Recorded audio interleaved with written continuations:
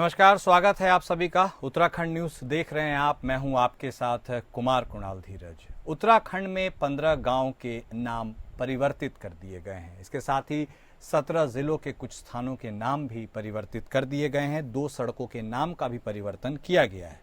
नाम परिवर्तन को लेकर उत्तराखंड के मुख्यमंत्री पुष्कर सिंह धामी ने कहा कि स्थानीय संस्कृति और जनभावनाओं के अनुरूप यह फैसला लिया गया है।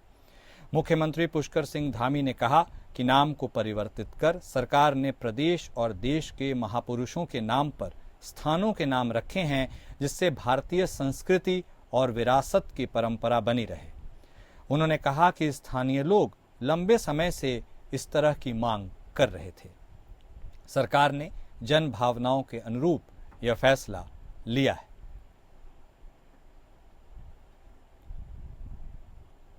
तो स्थानों के नाम परिवर्तन पर सीएम धामी का यह बयान है।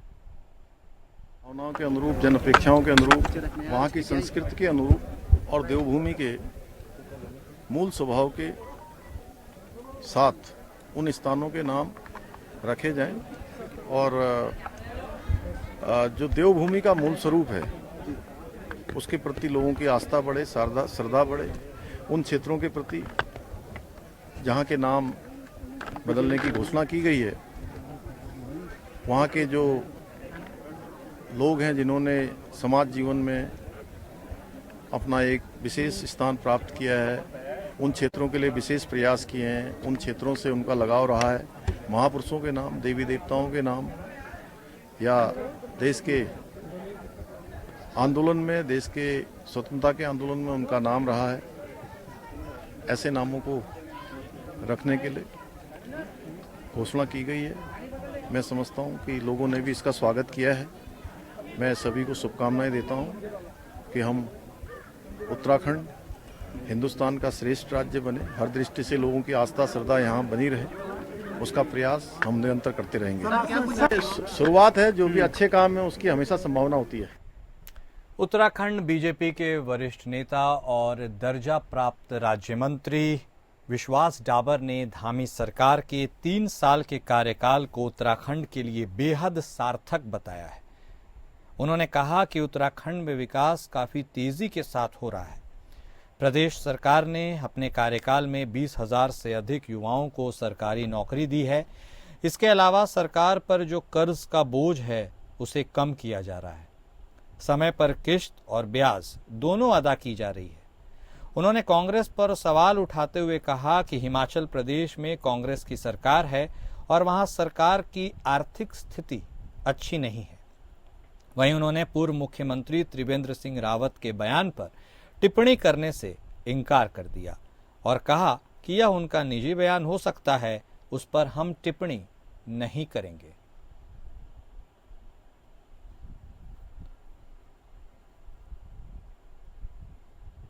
राज्य मंत्री विश्वास डाबर का यह बयान आया है, जहां उन्होंने यह कहा है कि तेजी से बढ़ती प्रदेश की अर्थव्यवस्था है और प्रदेश के आर्थिक स्तर में भी बढ़ोतरी है। 3 साल के धामी सरकार के कार्यकाल को उन्होंने बेमिसाल बताया है।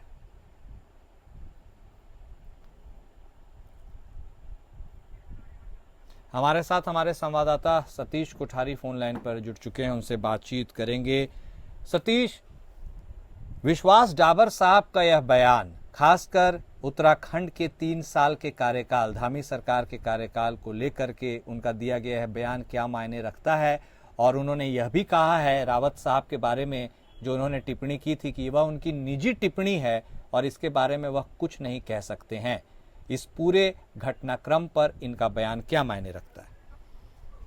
देखिए, मैं बात करूं, जब से त्रिवेंद्र रावत का बयान है तब से उत्तराखंड में सियासी घमासान चल रहा है। लगातार कोई ना कोई बयानबाजी चल रही। उधर से कांग्रेस बयानबाजी कर रही, वहां से भाजपा बयानबाजी कर रही है और वहां से कोई ना कोई बीच में टपक रहा है और जो है बयानबाजियां कर रहा है। तो सबका अपना अपना ये है कि सब जो है बयानबाजियां करते रही और जिसका जो गुट है वो आगे बढ़ता रहे। तो लगातार ये है, जब से त्रिवेंद्र रावत जी ने बयान दिया सब ये कोशिश कर रहे हैं कि त्रिवेंद्र रावत जी का जो बयान है वो उनके निजी बयान बता के पल्ला झाड़ दें। पर लेकिन जो इस समय जो खनन का मामला है वो लगातार जो है विपक्षी दल भी उठा रहे हैं और अन्य लोग भी उठा रहे हैं, तो इसको लेकर लगातार ये बयानबाजियां कम नहीं होंगी और ये बयानबाजियां लगातार सीएम को आघात पहुंचाने वाली हैं। भले ये कोई भी कितना ही तारीफ कर दे, लेकिन ये जो है जरूर कहीं ना कहीं पे जो है मोर्चा खोली बैठी हुई सरकार के खिलाफ, सीएम धामी के खिलाफ, क्योंकि खुद उनका विभाग है खनन, और खनन जब खुद मुख्यमंत्री का विभाग है तो ये स्वाभाविक है कि उनके बचाव में हर कोई उतरेगा और हर कोई पार्टी, क्योंकि इस समय त्रिवेंद्र रावत जी के लगातार 2 दिन 2 बयान आना और फिर उनसे अगर इंडिविजुअली पूछा जाए तो इंडिविजुअली उनका कि जी जो मैंने जो है उसके हिसाब से नहीं, इसके हिसाब से कहा, उसके हिसाब से नहीं, उसके हिसाब से कहा, तो ये लगातार चल रहा है और ये लगातार चलता रहेगा। लेकिन जिस हिसाब से कल विश्वास टावर ने कहा, तो विश्वास टावर ने भी सरकार के बचाव में कहा और सरकार के बचाव में ये कहा, मुख्यमंत्री धामी के बचाव में कहा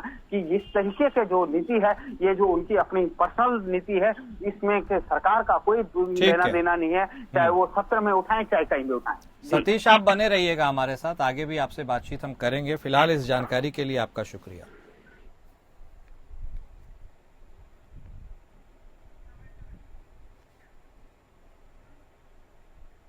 प्रदेश महिला कांग्रेस ने एलयूसीसी और स्कूलों में फीस की बढ़ोतरी को लेकर उसके खिलाफ शिक्षा मंत्री के आवास पर घेराव किया। ज्योति रौतेला ने प्रदेश महिला की महिलाओं के साथ शिक्षा मंत्री डॉक्टर धन सिंह रावत पर जमकर निशाना साधा और धरना प्रदर्शन किया गया है। इस दौरान प्रदेश की महिलाओं ने मंत्री के विरुद्ध नारेबाजी भी की। महिला कांग्रेस की प्रदेश अध्यक्ष ज्योति रौतेला ने सरकार पर कई गंभीर आरोप लगाए। वहीं प्रदेश के मीडिया प्रभारी मनवीर चौहान ने कहा कि आज सरकार नई शिक्षा नीति को लागू कर रही है, साथ ही लोगों को सस्ती शिक्षा भी उपलब्ध करा रही है। उन्होंने निजी स्कूलों को लेकर के कहा है कि निजी स्कूलों में महंगी फीस कोई नई बात नहीं है, लेकिन हमारी सरकार ने अधिकारियों को सख्त निर्देश दिया है कि कोई भी स्कूल अगर मनमाने ढंग से फीस की वृद्धि करता है या किताबों का दाम बढ़ाता है तो उसके विरुद्ध सख्त कार्रवाई की जाए। देखिए, पूरे प्रदेश में लगातार आप देखोगे पूरी सरकार भ्रष्टाचार लिप्त है और इस वक्त धन सिंह रावत जी का जो विभाग है उसमें एलयूसीसी घोटाला, जो आपने देखा होगा कि लोधी अर्बन कंपनी ने यहाँ की महिलाओं के साथ बड़ा छलावा करा और सरकार की नाक के नीचे से इतना बड़ा घोटाला इस प्रदेश में हो गया है। लगातार आज महंगाई, बच्चों की फीस बढ़ी है और पेरेंट्स सड़कों पे हैं कि फीस को वापस लिया। शिक्षा का जो व्यापारीकरण सरकार कर रही है, कल आपने देखा कि खाद्य में जिस तरीके से 100 लोग कोरोना हॉस्पिटल में, दूसरे 100 लोग दून हॉस्पिटल में जिस तरीके से कुट्टू का आटा खा के बीमार हुए, ये इस सरकार में लगातार घोटाले भ्रष्टाचार हो रहा है और ये सरकार गूंगी बैरी हो रखी है। इन्होंने अपनी आंखें बंद करी हुई है, उसके खिलाफ धरना प्रदर्शन है। और हमारे साथ हमारे संवाददाता सतीश कोठारी लगातार बने हुए हैं। सतीश, तो प्रदेश महिला कांग्रेस का यह धरना प्रदर्शन, एलयूसीसी के खिलाफ आवाज उठाना और निजी स्कूलों में फीस बढ़ोतरी का भी यह मामला कितना अहम है, और इसको लेकर इस धरना प्रदर्शन के बारे में भी अपडेट दे दीजिए और इस धरना प्रदर्शन से वह क्या उम्मीद कर रहे हैं और सरकार के किस रवैये को लेकर वह क्रोधित है। सतीश, सुन पा रहे हैं आप हमें? कल धरना था तो उसको लेकर जिस तरीके से सरकार के खिलाफ मोर्चा खोला हुआ है प्राइवेट और सभी विभागों ने, ये स्वाभाविक है। और अभी कुछ दिन पहले फीस वृद्धि को लेकर जिस तरीके की बात आई, तो ये जो उन पेरेंट्सों के लिए बहुत बड़ी बात है जो गरीब हैं, अपने यहाँ जो मजदूरी करते हैं और वो करते हैं, तो छोटी छोटी नौकरियां करते हैं, वो अगर 3-3, 4-4, 5-5 हजार फीस देने में बहुत ज्यादा असमर्थ हैं, इतनी महंगी कॉपी किताब लाने में बहुत ज्यादा असमर्थ हैं। क्योंकि कई बार आपने सुना होगा कि ये भी बयान आता है बहुत सारों का कि इतने महंगे स्कूल में पढ़ाने का क्या मतलब। जब आपकी सरकारी स्कूल की व्यवस्थाएं अच्छी नहीं होंगी, सरकारी तंत्र की व्यवस्थाएं सही नहीं होंगी, तो हर कोई मजबूर हो जाता है फिर प्राइवेट स्कूल में डालने में।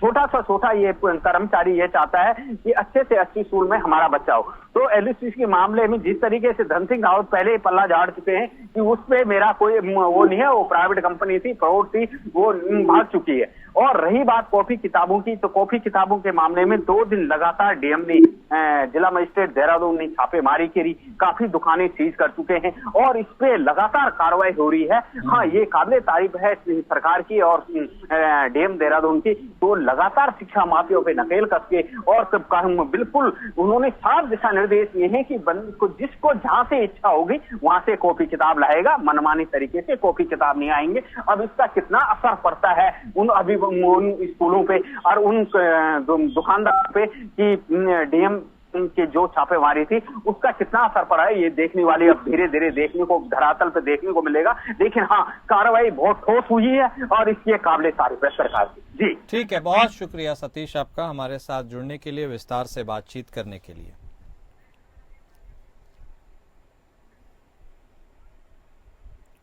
वहीं बागेश्वर में पुरानी पेंशन व्यवस्था को बहाल करने की मांग को लेकर विकास भवन में कर्मचारियों ने काला फीता बांधकर काम किया। कर्मचारी विकास भवन परिसर में एकत्रित हुए, उन्होंने काला फीता बांधकर विरोध जताते हुए नारेबाजी की और इसके साथ ही प्रदर्शन किया गया। अपनी मांग को लेकर प्रदर्शन कर रहे कर्मचारियों ने कहा कि वो यूपीएस और एनपीएस का विरोध करते हैं।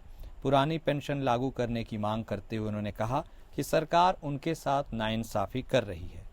उन्होंने सरकार से पुरानी पेंशन बहाल करने की मांग की। उन्होंने कहा कि वो सरकार से लगातार मांग कर रहे हैं, लेकिन सरकार उनको सुनने को तैयार नहीं है। उन्होंने कहा अभी तो केवल उनके द्वारा 1 दिवसीय प्रदर्शन किया जा रहा है, जल्द ही वो उग्र आंदोलन के लिए बाध्य होंगे। सरकार द्वारा कर्मचारियों को हमेशा ठगने का काम किया गया। पहले एनपीएस लागू की गई, जिसके बदले में तुरंत ही ये यूपीएस लिया है। यूपीएस इतनी, एनपीएस से भी एक खतरनाक योजना है। यूपीएस में आपको आपका जो वेतन, अंतिम वेतन है, ये सरकार कह रही है उसका 50% देंगे, लेकिन उसमें इतनी दिक्कतें हैं कि हमारी जो हमारा 10% का अंशदान जो जा रहा है, वो अंशदान हमें रिटायरमेंट के बाद वापस नहीं मिलेगा। तो उसमें देख लीजिए आप 3 लाख रुपए, एवरेजन 3 लाख रुपए आपको रिटायरमेंट पे मिलेगा। अगर एनपीएस में सेम यही चीजें है, पैसा सारा मार्केट के हवाले है और अगर पैसे आपके मार्केट में डूब जाते हैं उसके बाद उसको कोई देखने वाला नहीं है। तो इसलिए हमारी सरकार से ये मांग है कि पुरानी पेंशन बहाल की जाए। वहीं उत्तराखंड में वनाग्नि की घटनाओं को लेकर के वन विभाग ने अक्टूबर 2024 से अपनी तैयारी कर ली थी, जिसको लेकर हाल ही में विभाग ने 1926 नंबर जारी किया है, जिस पर कोई भी व्यक्ति वनाग्नि की घटना या जानवर की तस्करी से संबंधित खबर या सूचना इस नंबर पर दे सकता है। अपर प्रमुख वन संरक्षक निशांत वर्मा ने इस मुद्दे पर बातचीत करते हुए कहा कि वनाग्नि की घटनाओं को रोकने के लिए पंचायत स्तर पर भी लोगों के साथ बैठक की गई है। साथ ही हमारे द्वारा जगराता अभियान भी चलाया गया है। वन विभाग के नवनियुक्त कर्मचारियों को भी इसका प्रशिक्षण दिया गया है।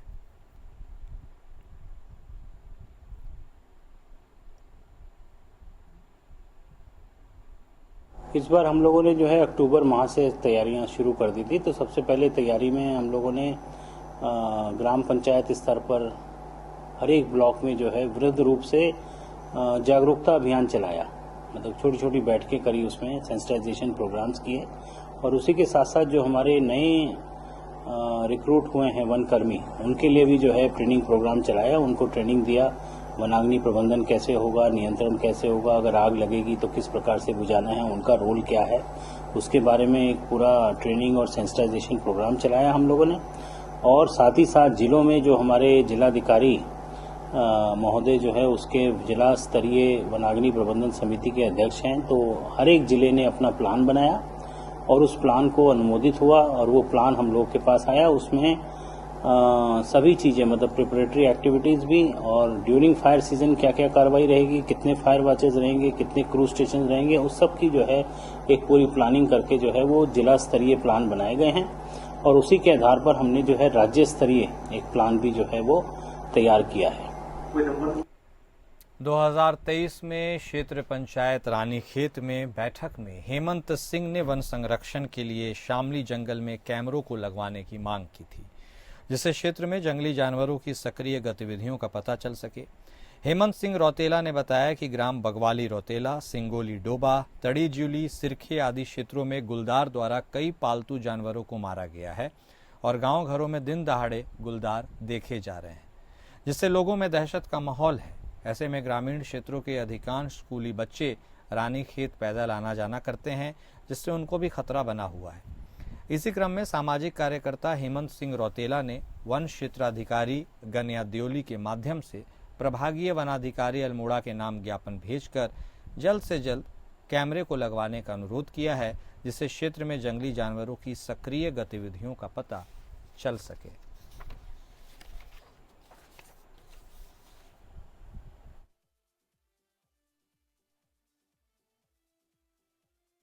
मैं आपको अवगत कराना चाहता हूं कि रानीखेत वन क्षेत्र में मानव वन्यजीव संघर्ष के अंतर्गत जो भी गुलदार की गतिविधियां हैं, उनका एक नॉर्मल आंकड़ा लेने के लिए हम एक एक्सरसाइज करेंगे, जिसमें कि जो भी हमें प्रभागीय कार्यालय से ट्रैप कैमरा प्राप्त हुए हैं उनको जगह जगह पर हम प्लेस करेंगे, चिन्हित करेंगे लोकेशंस अपनी। मानव वन्यजीव संघर्ष के जो हमारे पास केस आए हैं और लेपर्ड से संबंधित जितनी भी हमें कॉल आई हैं, उनके आधार पर क्षेत्र चिन्हित कर वहाँ ट्रैप कैमरे लगाकर इनकी पॉपुलेशन का एक आंकड़ा लगाने की कोशिश की जाएगी। और इसमें हम लोगों का भी सहयोग लेंगे ताकि ट्रैप कैमरे हमारे सुरक्षित और सही हमें डेटा दे सकें। और उसके बाद जो भी उसमें फाइंडिंग्स आएंगी कि कितने मेल हैं, फीमेल हैं, कितने बच्चे हैं, उसके आधार पर जो भी हमें प्रभागीय कार्यालय से निर्देश प्राप्त होंगे, उसके आधार पर हमें आगे कदम बढ़ाना है, अपनी योजनाएं बनानी। देहरादून के जिलाधिकारी सवीन बंसल ने तमाम अधिकारियों को राजधानी में ट्रैफिक जाम और सड़क सुरक्षा को लेकर निर्देश दिए हैं। शहर में यातायात बाधित कर रहे सड़क किनारे पोल, शराब की दुकानें, ट्रांसफार्मर और पुलिस बूथ को जल्द शिफ्ट करने की बात कही है। इसके साथ ही left turn free, service lane, slipway निर्माण, डिवाइडर रीडिजाइन आदि कार्यों का भी काम जल्द ही पूरा करने की बात कही गई है। इसके साथ ही शहर के अंदर लगे सीसीटीवी कैमरों को आईटीडीए से लिंक किया गया है। अब आईटीडीए कंट्रोल रूम से इन कैमरों की निगरानी होगी।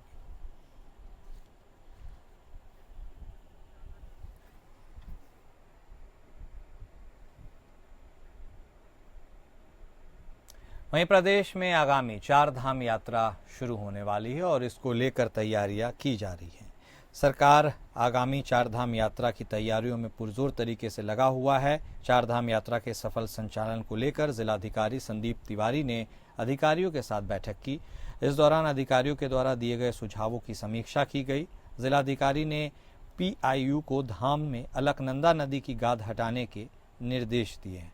पुलिस विभाग को बद्रीनाथ का ट्रैफिक प्लान बनाने के साथ ही अवैध तरीके से मंदिर दर्शन कराने वालों पर सख्ती बरतने के भी निर्देश दिए गए हैं।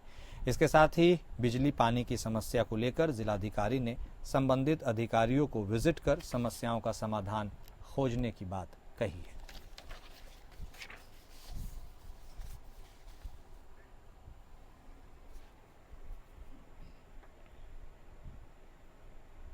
वहीं कुट्टू के आटे का व्यंजन खाने से बीमार हुए लोगों के बारे में और उसकी घटना की जानकारी के बाद पुलिस ने कुट्टू के पूरे नेटवर्क पर शिकंजा कसा है।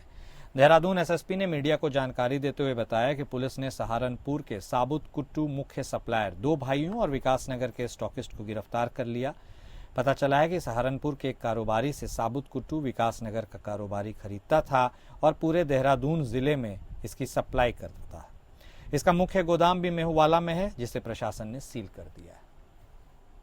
इन्फॉर्मेशन पहले मिली, जो हमारे पीड़ित जो एडमिट थे उनसे जहां जाकर पता चला कि उनके द्वारा किस दुकान से आटे खरीदे गए, इसका सेवन किया गया, उसके आधार पर तत्काल टीमें बनाई गई, जिससे कि आगे भी इस तरह का आटे का प्रयोग ना हो, ज्यादा लोग इससे अफेक्ट ना हो। और इसमें स्वास्थ्य विभाग, पुलिस प्रशासन की टीमों ने 30 दुकानों को तत्काल ही ऐसे चिन्हित करके उसको सील किया। और जो वहाँ इस तरह का कुट्टू का आटा था, संभावित जो गलत सप्लाई हुआ था, इसको देखते हुए आगे उसका कोई और सेवन न कर पाए, उसको जब्त कर लिया गया था। समस्त पूछताछ के आधार पर यह पता चला कि विकासनगर में एक ट्रेडर है जो यहाँ पर डीलर के रूप में काम करते हैं कुट्टू का आटे का, और जो सहारनपुर के माध्यम से वहां से मंगाते हैं। इस समस्त सूचना के आधार पर टीम सहारनपुर में पहुंची और वहां पर जो मेन गोदाम था, वहां का जो डीलर था जिनके माध्यम सप्लाई किया गया था, समस्त माल को वहां पर जब्त किया गया। और साथ ही साथ उनके समस्त जो भी इस तरह के सैंपल भर लिए गए और जो इस तरह का दूषित आटा था उसको सील करके उसको डिस्ट्रॉय करने की कार्रवाई खाद्य विभाग के साथ की जा रही है। साथ ही साथ इसमें एक व्यक्ति का और भी नाम आया, जो आटा चक्की जहां पर इसको पिसवाया गया था उसकी भी संलिप्तता इसमें लापरवाही की और इस तरह के जो कृत्य उसमें पाई गई है, जिसके तलाश में हमारी टीम लगी है। उसकी भी गिरफ्तारी शीघ्र इसमें की जाएगी। हरिद्वार की नगर पालिका शिवालिक नगर में चेयरमैन राजीव शर्मा और कांग्रेस सभासदों के बीच झगड़ा हो गया। देखते ही देखते झगड़ा धक्का मुक्की और गाली गलौज तक पहुंच गया। कार्यालय परिसर में हंगामा होता देख मौजूद अन्य अधिकारी और कर्मचारियों को बीच बचाव करना पड़ा। आरोप है कि निर्दलीय और कांग्रेस के सभासद अपने क्षेत्र में साफ सफाई की व्यवस्था को लेकर अध्यक्ष राजीव शर्मा से मिलने पहुंचे थे। इसी दौरान दोनों पक्षों के बीच कहासुनी हो गई और चेयरमैन राजीव शर्मा ने सभासदों से अभद्रता कर डाली। हालांकि नगर पालिका के चेयरमैन राजीव शर्मा ने इन आरोपों को गलत बताया है।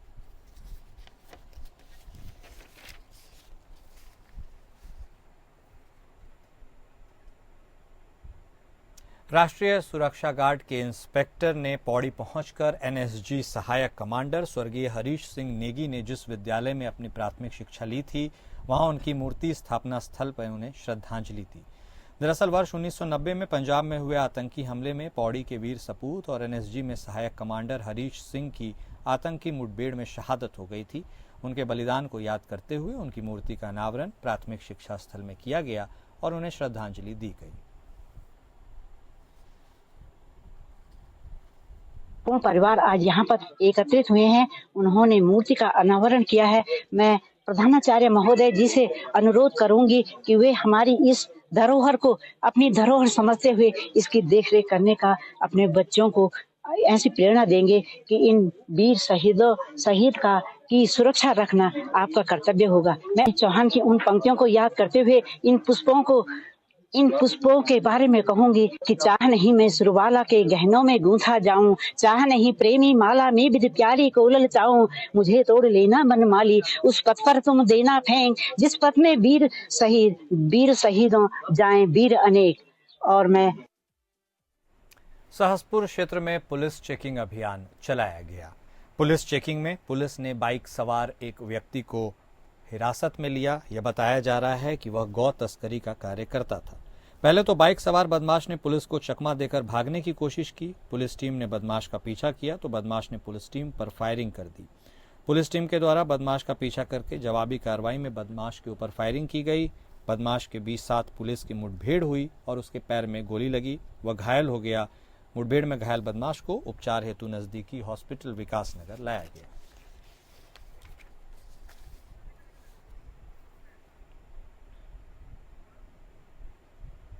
और उत्तराखंड न्यूज में फिलहाल इतना ही। नमस्कार।